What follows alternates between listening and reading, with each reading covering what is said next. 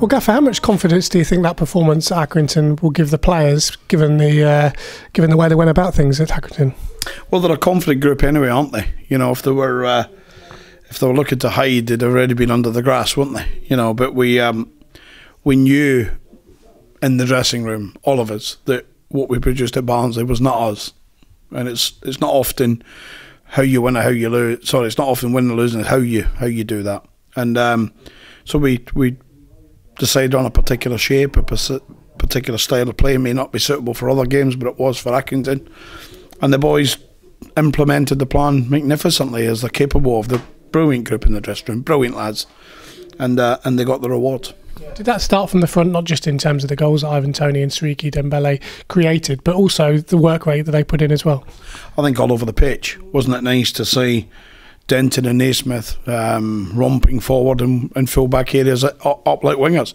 Wasn't it brilliant to see Ivan Toney sliding, tackling in our box? Of course, striker's challenge, heart in your mouth, but he perfectly won the ball. Great challenge, and it just shows the commitment all over the team. Wasn't it brilliant to see our captain raiding forward, having shots at goal? Wasn't it brilliant? All of them. You know, I could go on about Louis Reed's passing, Dembele's movement. I could go on about all of them, but that was right for Accrington, and what may be right for Scunthorpe may be different. Yeah. You watched the Scunthorpe game against Wycombe. Obviously, Scunthorpe won the game 1-0. Did that tell the whole story? No, it didn't. I think Wycombe would count themselves unfortunate. They'd also be disappointed with the goal they conceded. But I think in spells, Scunthorpe looked more like they were, you know, particularly last season in terms of how they moved the ball around. But we've always tried to say in most games we play, let's focus on ourselves.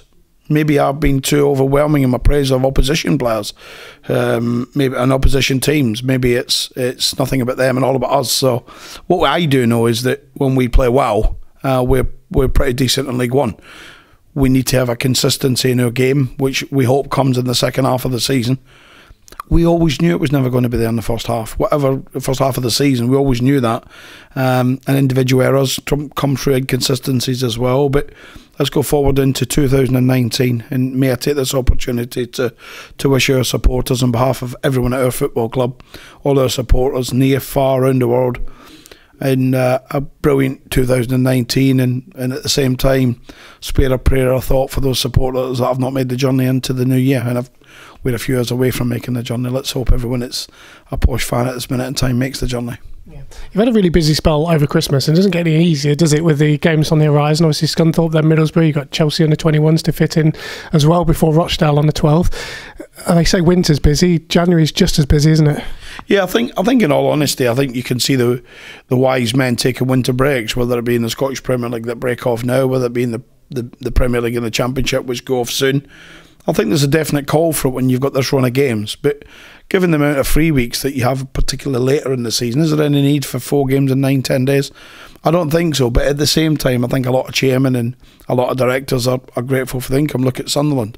Was it 80,000 supporters in 2 home games? It shows you the type of giant that we're trying to fight off and get in front of. Yeah, the Scots in your squad weren't used to playing these games in January. I was speaking to Jason Naismith, he was off for 2 weeks. Yeah, they normally have a break. To be fair, our squad's got more Rangers supporters and Celtic supporters in it, so they've had a bit of a glee in it. It's particularly coming home in a coach from Accrington when you win, everything's relaxed and goes down a notch. And I was just listening to the likes of Lyne and Naismith and Cummings and that humming away, and I thought, oh dear, first win in 7-8 years, is it? Something. They all dropped it. Yeah, like they've been given it. They've continued it this morning. Great banter, great lads, and but we've a real good dressing room, and we've said that when we've lost, this dressing room is unified. We win together, we lose together. We smile together, and myself and Paul and Mark Tyler and Sean and Lee and Ross, all of us, Barry, we try to keep it on a level keel. It's important when you have bad days like Barnsley. It's important we don't look at the criticism and want to go in and take it out on people, because that will just sink people. You can see how we managed that criticism levelled by our chairman and others, that we took it firmly in the, because it was deserved. You know, that's no mince of words, it was deserved, firmly on the nose, and went about trying to put it right at Accrington. Yeah. In terms of the game against Scunthorpe, obviously, as you say, they've changed their manager. Without speaking too much about them, they've got Stuart McCall in, who knows this league. You'd expect him to get them out of the trouble they're in. Oh, they'll not be in trouble at the end of it.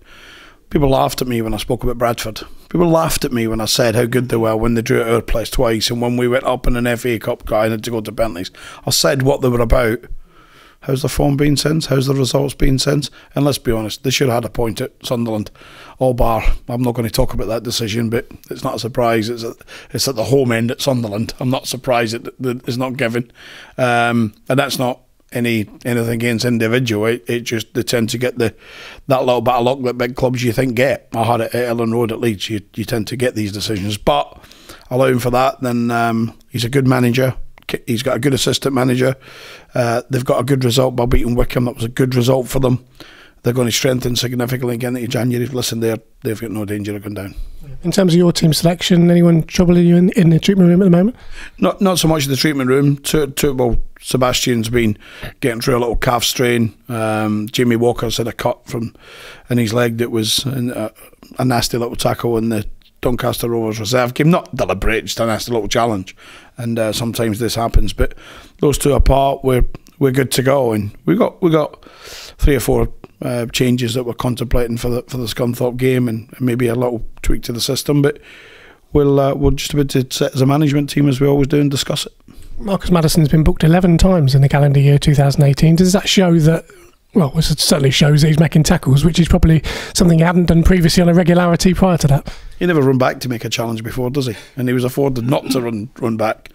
Marcus is when he's working as hard as he does at Accrington.